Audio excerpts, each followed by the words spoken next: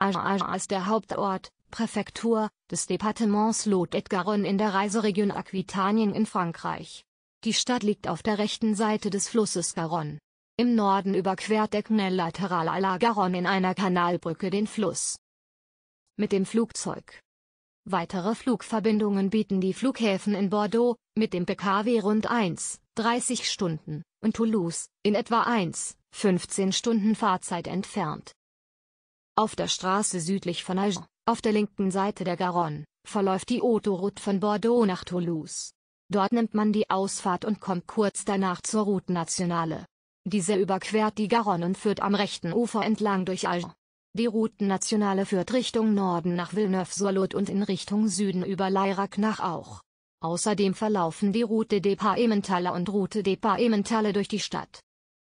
Mit dem Schiff sowohl die Garonne als auch der Canal Lateral à la Garonne sind schiffbar.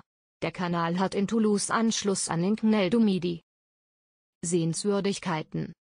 Weitere Sehenswürdigkeiten. Unterkunft. Auf der Seite des Tourismusbüros findet man 27 Hotels und 4 Campingplätze. Günstig. Mittel. Ausflüge. Um Agen befindet sich das Zentrum der Dörrpflaumenproduktion.